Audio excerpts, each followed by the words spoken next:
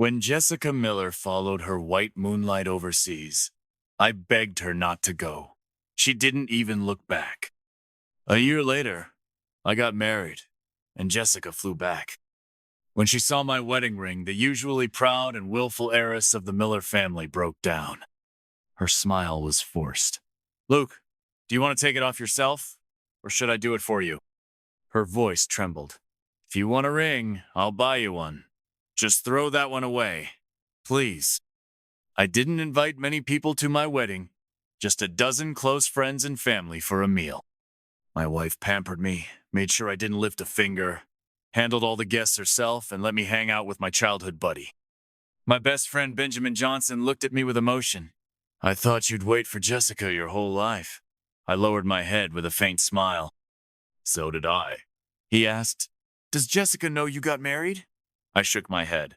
"No, and she doesn't need to." He paused. "I heard Jessica went crazy last night, booked a flight in a frenzy, and flew back from the States overnight." I said nothing. That kind of urgency, maybe her white moonlight had left her again. Just like back then, he got mad at Jessica and flew to the States. Jessica, right in front of me, booked a flight to chase after him. I had pneumonia at the time, freezing even under thick blankets. Shivering, I sat across from her and watched her slender fingers tap the screen without hesitation. She booked a flight for that very night. I bit my lip and tried to stop her. "Jessica, could you please stay?" Her eyes sparkled in the dim light, and she smiled like nothing mattered. "Be good and stay home.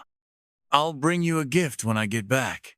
She lifted my chin, kissed my lips lightly, tucked the blanket around me. "Want to watch her sneakers?" I stayed silent. Jessica loved giving gifts. She'd given me countless ones, but never a ring. For Jason Smith, she gave very few gifts, but they were always rings. I took a deep breath, looked at her pale, delicate face, and asked again, "Can you really not stay?" Her smile faded slightly. She patted my head. "You know what we are." I froze. I had nothing to say. I was the one who chased after Jessica, and she had only one condition. We had to keep our relationship a secret, especially from Jason. Let's be honest, I was just the backup. I had no right to stop her. Even though we lived together, even though she'd taken me to her family gatherings, I had no claim. Seeing I had nothing more to say, she smiled and kissed my forehead. "Be good. I'll bring you something nice." I lowered my head. "When will you be back?" She stood up and casually slipped into her dress. "A few days." She probably didn't expect that her white moonlight wasn't just on a short trip abroad, but off on a year-long academic exchange, and she ended up going with him. I watched Jessica's graceful figure as she left, sighed. Maybe sensing my mood, she turned around. "Before I go, is there anything you want me to do? I'll do my best." I looked at her face and thought for a moment. "Can you help me find someone? Her name's Jennifer Delaney. She's a war reporter." Jessica's expression turned cold. "What's she to you? If you won't explain, I'm not helping." I pursed my lips. "My cousin, on my aunt's side." Jessica's expression softened. She nodded. "Wait for my news." She turned and left. I watched her walk away, then took a photo from my wallet. And it was a thin woman who looked a lot like Jessica. I stroked the photo. Jessica really was forgetful. I told her I grew up in an orphanage. I didn't have an aunt. I'd also told her there was a girl at the orphanage who clung to me. We grew up together. But she'd heard it and forgot. She never questioned why I liked looking at her face so much. Why I only loved her face. Jessica really loved Jason. Even though Jason was always hot and cold, never committing, she loved him anyway. And I really loved Jessica. Or rather, her face, the one that looked like Jennifer's. I had always been grateful to Jessica. She saved me from a dark place. When I met her, I'd already lost contact with Jennifer for 3 years. People said Jennifer was gone. I was a shell of a man, no will to live until I saw Jessica, a year younger than me, a junior in school. When I saw her face so much like Jennifer's, I cried. I did everything I could to get close to Jessica, treating her unconditionally well. Everyone knew I was her shadow, carrying her bags, her coats, buying her things, playing messenger when she fought with Jason, picking her up when she got drunk. Maybe I treated her too well. So well she couldn't ignore me anymore. One night, after a fight with Jason and too much to drink, she crawled into my arms. "Do you like me?" I looked at that delicate face and nodded. From that night on, I became Jessica's secret boyfriend, if a backup counts as a boyfriend. It went on for years. Jessica and Jason didn't work out, but we ended up living together. Sometimes Jessica would hold me and sigh. "Luke, you're the best man I've ever had. You don't even care about my money." I joked. "If you wanted to give me some, I wouldn't say no. But you never spent it." Her eyes, dark and shining, fixed on me. "You don't take my money. You don't pressure me to go public. You're not like the others who wanted me." She said, "Sometimes I feel like maybe I'm your backup too." I touched her nose and buried my face in her chest with a laugh. Backup or not, it didn't matter. We had 6 years together. Those 6 years meant everything to me, but not to Jessica. She still loved Jason. If Jason got drunk and called her in the middle of the night, she'd drop everything to go pick him up. She used to leave without a word, no explanation.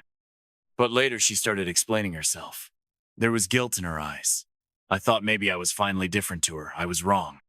She still chased Jason out of the country without giving me a single chance to stop her.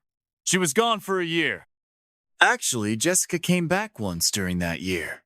She got drunk and asked me to pick her up. When I got there, she was in a nightclub VIP room, video calling Jason. When she saw me, she waved. "Luke, come here."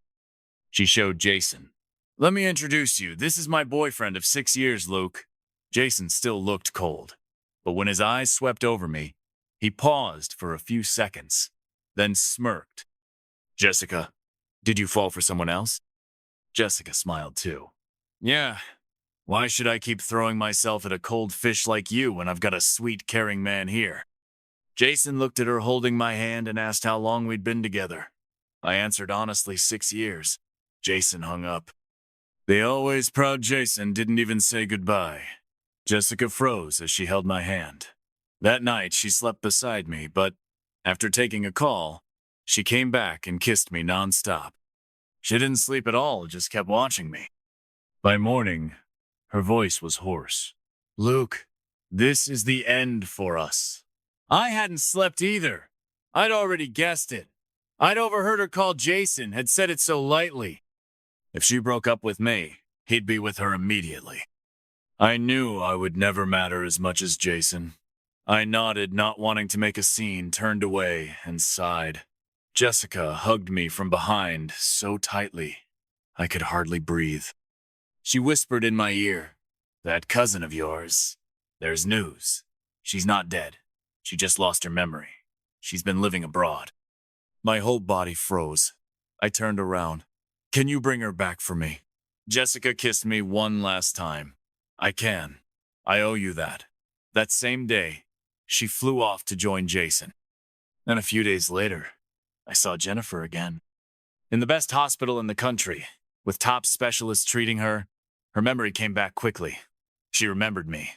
Jennifer had lost her memory trying to save a child during a bombing. When she woke up, she hugged me immediately.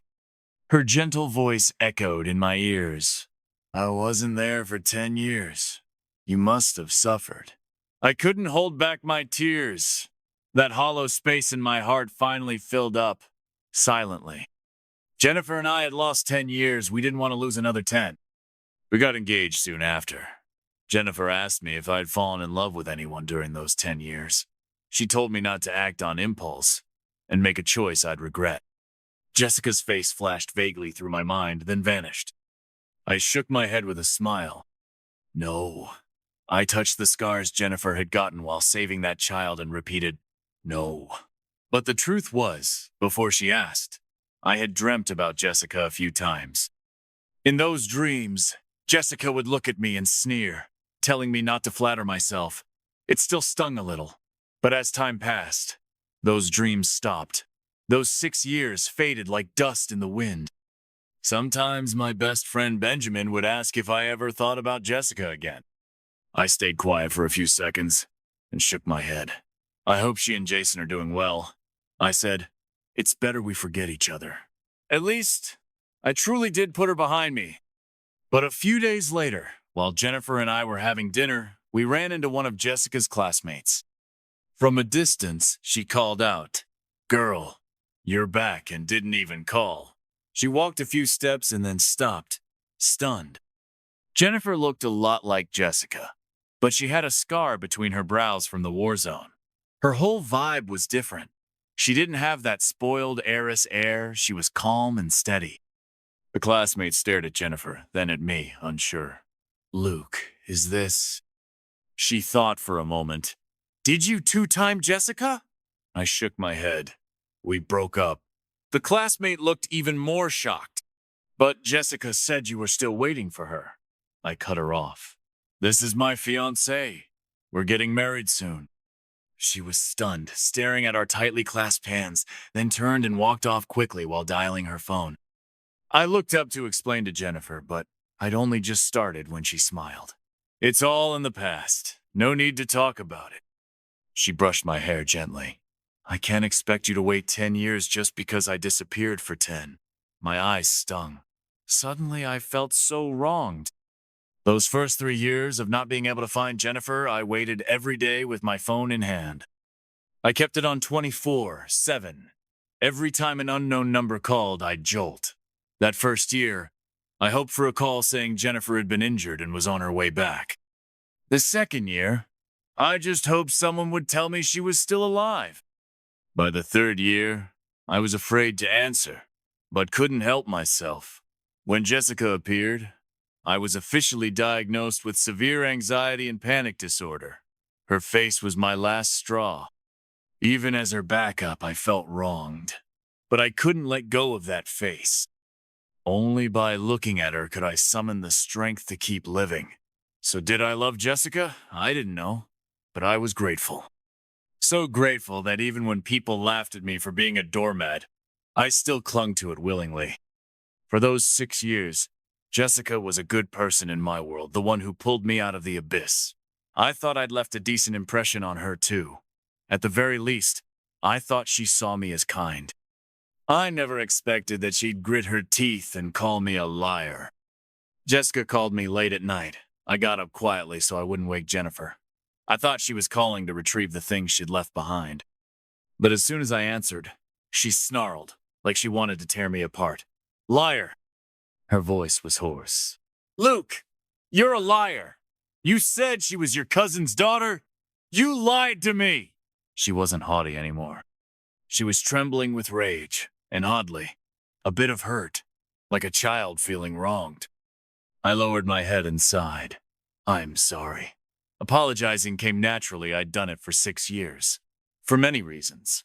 Like, stop staring at her in front of Jason, it had upset him. Or, don't try to hold her hand in front of Jason's friends. Or, don't call her when she's out to dinner with Jason. Every time I would apologize. I'd look at that face and say, "I'm sorry," like a good boy. At first, Jessica would hesitate, stroke my hair like a child's. "Just don't do it again." Later, she'd prop her chin on her hand, smiling. "You're so sweet when you apologize." And later still, she stopped laying down all those rules, but the habit stuck. I blurted it out. "I'm sorry." Jessica paused, then gritted her teeth. "Not this time, Luke. I'm really mad. I should have just let your girl rot in that war zone. Why the hell did I bring her back just to get cheated on?" My face turned cold, but she didn't notice. She kept going. "Have you touched her? Luke, answer me, did you or didn't you?" I cut her off. "Jessica, don't talk about her like that. She means a lot to me." There was silence on the other end. Then I heard something smash.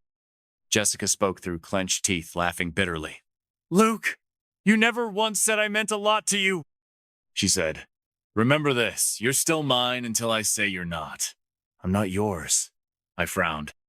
From the moment you flew to the States for Jason, we were over.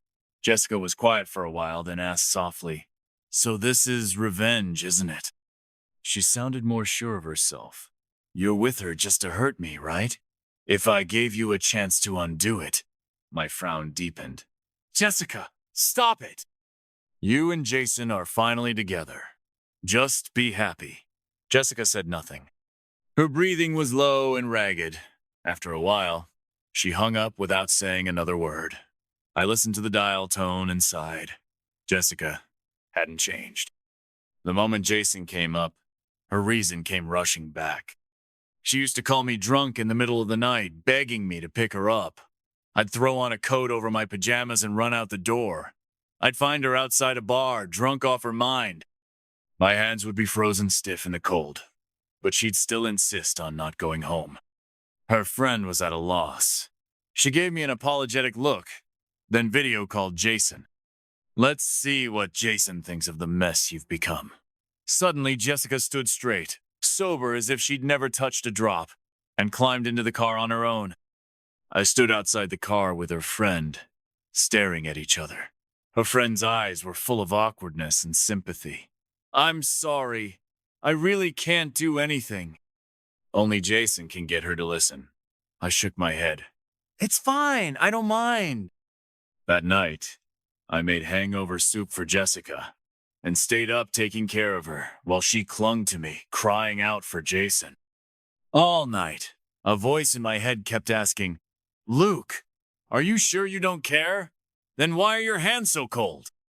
I sighed, forcing myself to snap out of the memory. I glanced toward the bedroom where the woman I loved most was. The past didn't matter anymore. What mattered was now. I didn't care anymore. Jennifer and I started planning our wedding. We went to try on outfits. Jessica called multiple times, but I ignored her. My phone wouldn't stop buzzing. It was flooded with texts from her.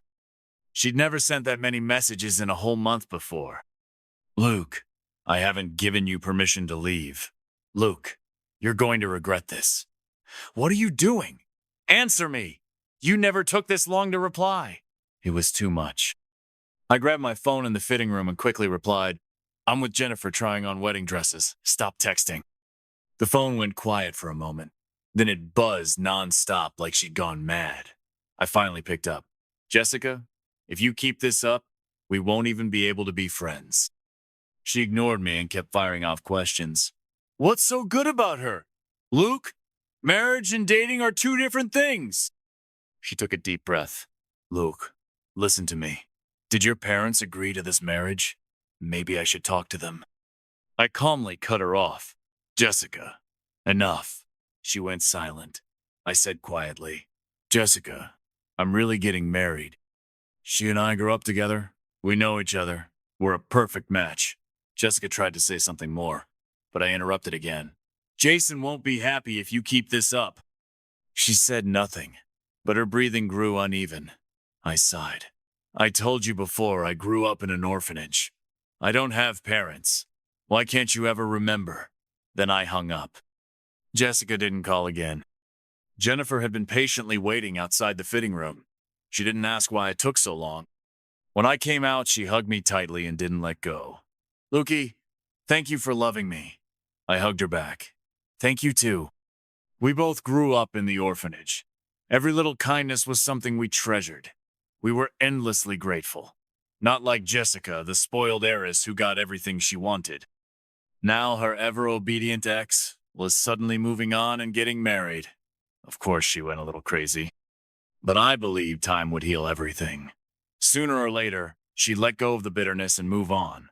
I overestimated Jessica's ability to accept things. A few days before the wedding, she called again late at night. Sounded like she'd been drinking. "Luke, you really did it." I was running out of patience, already thinking about blocking her. Her voice came through, low and hoarse. "Why didn't I just look at the photo? One glance, that's all it would have taken to realize something was wrong." Her voice was filled with grievance and rage. "But I didn't even look. I brought her back from the war zone, got her treated, handed her to you. And now I realize I made my own rival." Why the hell didn't I look at the photos sooner? Jessica was shaking with fury. She lowered her voice. I could tell she was trying hard to control herself, but her voice still trembled. Luke, did you treat me like her stand-in? I said nothing. She went silent, too. Then she gritted her teeth and growled, Say something! Why won't you say anything? And suddenly I remembered the time when Jason had a new admirer. Jessica posted a picture of my back on her social media, wearing the latest designer brand Jason had liked. That was the only time I wore anything Jessica gave me. Normally, I wouldn't even take the tags off. I just kept them in the closet. But that day, Jessica nagged me into putting on the outfit. She took a photo and posted it. It was the first time she shared anything of me publicly. Tons of people liked it. A bunch asked who I was.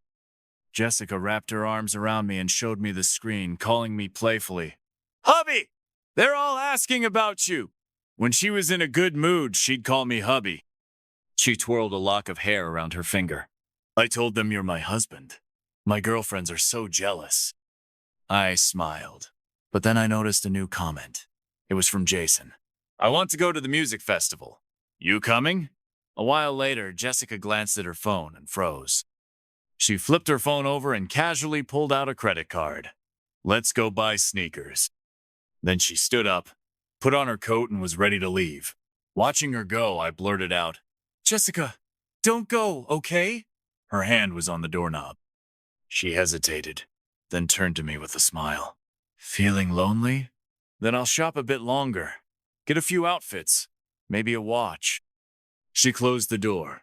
As it shut, she said softly, I'll be right back, hubby. I watched the door close slowly, lowered my head. I didn't even know what I was feeling. We had already gone from college into the working world. Jessica no longer called me baby, she called me husband. Maybe, just maybe, I felt differently about her after all. I stared at the credit card on the coffee table for a long time, then put it away in the drawer. Never touched it again, or my feelings. A few days later, Jessica came back. The post with my photo had disappeared. No one knew when she deleted it. A friend called and asked why she took down the pic of her boyfriend. She replied casually, Oh, just some guy I saw on the street. Thought he looked good. Didn't want you all to get the wrong idea. At the time, I was holding her in my arms. She nuzzled into me affectionately. After hanging up, she kissed my ear. Good boy. Then she thought for a bit and reposted my photo, but set it to only visible to me. Jessica rubbed her cheek against my chest. My hubby's too handsome. Can't let others see. I looked at her face, smiled, and said nothing. My heart felt still, just like that untouched credit card in the drawer. I never complained. Like drinking water, you know the temperature yourself. But now Jessica was full of resentment. Luke, answer me. Was I just a stand-in? I sighed, finally ready to say what needed to be said. And what about me, Jessica? What did those 6 years mean? Jessica froze. I kept going. 6 years. I never once complained in front of you. And now you can't even last a few days? Jessica, come on. Her breathing grew chaotic. I sighed again, hung up, and blocked her everywhere. WeChat, phone, everything. And with that, I said goodbye to those 6 years. Jennifer and I got our marriage license and held our wedding all in one go. I planned everything meticulously, giving Jennifer a dream wedding. From that moment on, I was no longer alone. I had a home, a family. But during the ceremony, Benjamin told me Jessica had booked a flight in the middle of the night and was rushing back like a madwoman. I didn't really believe it. She had finally gotten together with Jason. It didn't make sense for her to be that impulsive and just abandon him. But what I never expected was for her to actually show up.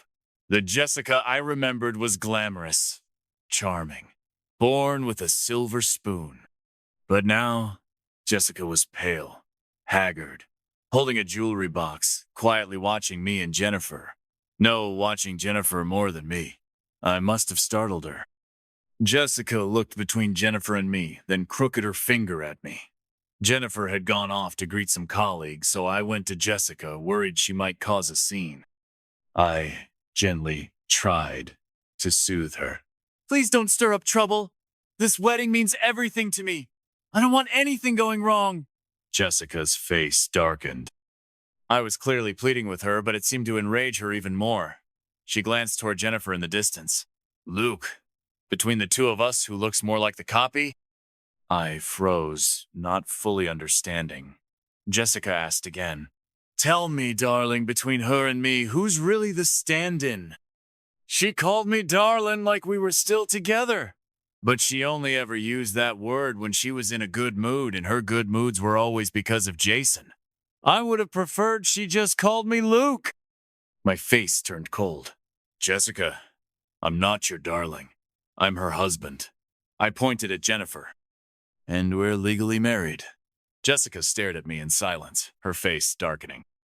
I regretted saying it like that she was born into privilege, and being talked down to like this might push her into doing something reckless. I stood frozen, trying to figure out how to get rid of this walking disaster. Then I heard Jennifer calling for me. My heart was in knots, but I kept calm. All I could think about was Jessica's cold expression and how uncertain my wedding now felt. Jennifer acted like she hadn't noticed a thing. She leaned into my arms and comforted me gently. Don't wander off. I won't be able to find you later. She patted my shoulder. Don't worry. I'm not going anywhere. I held Jennifer tightly, listening to the steady beat of her heart. All my anxiety vanished. I smiled and nodded. Okay. Jennifer stood on tiptoe to kiss me. I wrapped my arms around her and kissed her back. As long as Jennifer was with me, nothing else about the wedding mattered. If she was by my side, I had nothing to fear. I kissed her deeply, fully immersed in the moment. When the kiss ended, I realized Jessica had disappeared. No scene, no drama. She'd quietly slipped away. Benjamin said Jessica had fled like she was running from a beast. Then I got a text from an unknown number. You never smiled at me like that. Benjamin gestured beside me. Jessica looked like she broke down. I've never seen her that messy, she even stumbled. What happened to that proud Jessica? I shook my head and said nothing, holding Jennifer's hand tightly, unwilling to let go. We had depended on each other since childhood, loved each other as teens, and now we were finally together. Nothing else mattered. Just us. Before Jessica left, she gave Benjamin a ring for me. Now she knows how to buy a ring. Where was this energy back then? Benjamin scoffed. He never liked Jessica. He always thought I deserved better, but didn't know what to do about it. Jessica had always been generous with gifts, each one different but never a ring. During one dinner, Benjamin joked and asked when she'd finally get me a ring. I even offered to pay. Jessica made a call, and a few minutes later, a driver delivered a luxury bracelet. Benjamin was so mad his hand shook. I said a ring. Luke's been with you all these years and he doesn't deserve one ring? Jessica draped her arm over my chair and laughed. He'll get one eventually. What's the rush? She hooked my chin and smiled. Within 10 years, I'll give you a ring. I just lowered my head and smiled. Suddenly, I missed Jennifer. Jennifer never made playful promises like that. Turns out, no matter how similar the face, they weren't the same person. After that dinner, I tried to distance myself from Jessica, didn't answer her calls, ignored her texts, changed the lock, and stopped going to her place. But a few days later, Jessica's gastritis flared up. She video called me, her face pale and worn. It reminded me of Jennifer right before she disappeared in the war zone. I couldn't help myself. Despite Benjamin's eye roll, I went to see her. Her place was littered with empty bottles. In the week I avoided her, I had no idea how much she'd drunk. I sighed, cleaned her place, cooked porridge, did laundry, peeled apples, took care of her until she was better. Jessica clutched my hand. Don't hide from me. Luke, I'm not lying. I really will buy you a ring within 10 years. She gestured excitedly. I'll even design it myself. I smiled. Then why not now? Jessica fell silent. After a moment, she said softly, I have something I need to let go of first. She pulled me onto the bed, lying beside me, her heartbeat racing. Luke, I'm not lying. Give me 10 years. I looked at her face and said nothing. Jessica held me tighter as if afraid I'd vanish. Promise me 10 years. I rested my head on her chest, listening to her heartbeat. A heartbeat never lies. 10 years later, on my wedding night, Jennifer and I barely slept. The next morning, while she was still asleep, I went downstairs to throw away the used condoms. As I stepped out, I saw Jessica.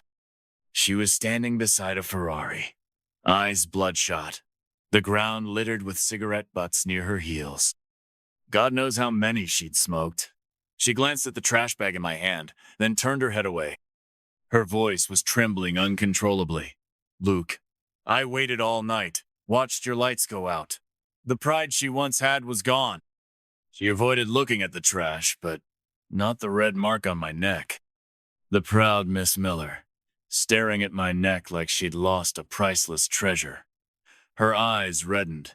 Her voice cracked with despair. Luke, I'm sick. I don't feel well. In the past, I would have dropped everything cooked for her, peeled apples, gave her meds, took her temperature. But now, I could only say, go buy yourself some medicine. Jessica wobbled, her eyes redder than ever. A tear slipped down her cheek. She didn't wipe it. She just looked at me. Luke, when I saw you smiling at Jennifer, I thought a lot. I can treat you like she does. She closed her eyes, bit her lip, as if trying to say something unspeakable. Even if I'm a stand-in, can't stand-ins become real? Luke, I can't accept seeing you with someone else like this. I was speechless. I lifted my right hand, showing the ring on my finger. It wasn't expensive, but I had designed and customized it myself. Jessica's face turned even paler. Luke, take it off. You want to do it yourself, or should I? Her voice hoarse, she begged. I'll buy you a new one. No matter how expensive. Just throw that one away. Please. I shook my head. I can't, Jessica. This is my wedding ring. I looked down at it. Jennifer picked it out for me. I love it. Jessica choked. Don't say things like that, Luke. It hurts. It really hurts. I let out a sigh. I didn't harbor much resentment toward Jessica. After all, it was her face that got me through my darkest times. I truly wish she could let go of the past and move forward. I was about to comfort her, but when I looked up, I saw someone unexpected. Jason had arrived. Always cold and handsome, he looked awful now. His face was filled with disbelief as he looked from me to Jessica. Jessica, I didn't believe it when I heard. You broke up with me in the middle of the night and flew back here for him? His eyes fell on my wedding ring like he'd been slapped. He looks so plain and he's already married. You broke up with me for him? Jason looked furious. In the past, a single angry word from him would send Jessica chasing him across the globe. But now, she didn't even turn around. It was like he wasn't there. She looked straight at me. Luke, I can't live without you. Really? I haven't been sleeping. Days now. She looked completely worn out. Can you come back, Luke? Darling, I'll change. I swear I'll change. I won't even look at another man. Her voice was raspy, nearly broken. A stand-in can become the real thing. Marriages can end. I really will change. Please. I opened my mouth, too stunned to speak. I had never seen Jessica like this, ever. The proud heiress of the Miller family, even after years of push and pull with Jason, had never once begged him like this. Jason was frozen too, his face flushing red, then turning pale. Finally, he spat. Don't come crying to me later. You won't get a second chance, and stormed off. Jessica didn't even look back. I reminded her. Jason's really gone, but she just reached out and grabbed me. I never planned to stay with him forever. He was just an obsession. But when I think of marriage, the only one I see is you. Jessica! I rubbed my temples and cut her off. Worried Jennifer would wake up and not find me, I decided to lay it all out. I didn't always see you as a stand-in. There were times I genuinely felt something. How could I not? 6 years of closeness, of shared skin and breath. Jessica's eyes lit up. I sighed. But you're the one who pushed me away. Don't you remember, Jessica? Every time I started to care, you chose Jason. I gave a bitter smile. You're the one who kept reminding me Jennifer would never treat me like this. You could never replace her. The light in Jessica's eyes dimmed again. Still, she struggled to say, I can change, Luke. I will. I shook my head and stopped her. Jessica, you don't love me. You just can't accept that someone doesn't love you. First it was Jason. Now it's me. I tapped my chest. But I can't keep tangling with you. This heart now, it only has room for my wife. There's no space left for you. Whatever light was left in her eyes vanished. I said nothing more. I walked past her and headed home. At the building entrance, I suddenly saw Jennifer standing there. I didn't know how long she'd been awake. Panic rose in me. You heard everything. Jennifer leaned into my chest. Don't worry. She hugged me. Jessica called me, told me about you two, asked me to give you up. And what did you say? I looked up in surprise. I paid her back double the money she spent bringing me back and getting me treatment. And I sent her a wedding invitation while I was at it. I was speechless. I wondered how Jessica had found our wedding venue. Jennifer, she knew how to cut deep without raising a voice. I didn't know when Jessica left. I didn't care. I was busy getting ready for our honeymoon. On a warm, sunny afternoon, Jennifer and I arrived on a tropical island. Blue skies, white clouds, turquoise waters, golden sands. A gentle breeze caressed us. Jennifer and I closed our eyes and soaked up the sun on the beach all afternoon.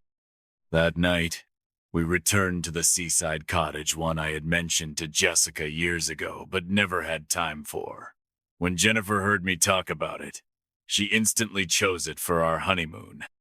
I stood by the window wanting to see the sea at night, but I spotted a familiar figure in front of the neighboring cottage, Jessica, sitting alone on the beach with a beer, surrounded by empty bottles. I pursed my lips and closed the window. Before I could draw the curtains, Jennifer came up behind me and wrapped her arms around me for a kiss.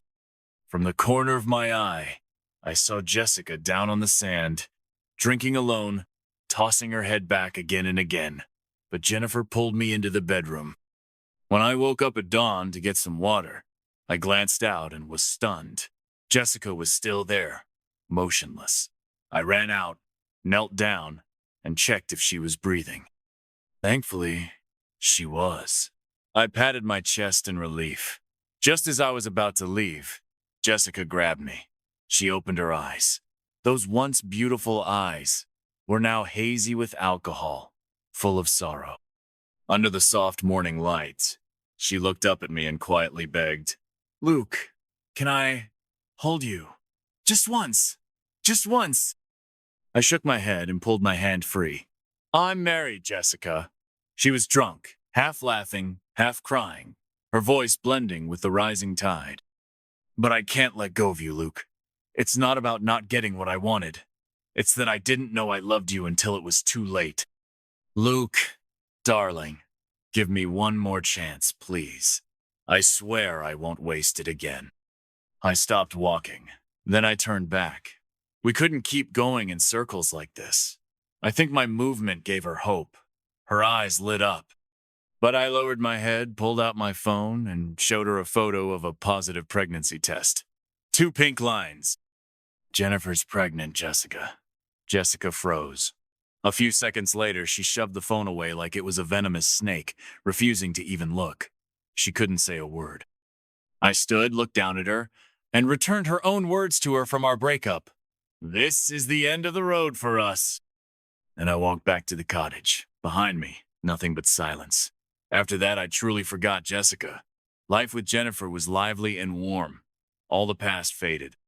10 months later, Jennifer gave birth to a baby girl. At her 100-day celebration, Jennifer proudly carried our daughter, beaming with joy. I sat to the side, watching mother and daughter, my heart full. A waiter came up and handed me a gift box. "Excuse me, sir. A lady asked me to give this to you. I thought it might be a gift from one of Jennifer's friends." I thanked him and opened it. Inside were two items: a shiny golden pendant and an expensive men's ring. The ring looked familiar. Benjamin came over, took one glance, and exclaimed, "Isn't this the ring Jessica gave me for you at your wedding? The one you didn't want, and I returned to her?"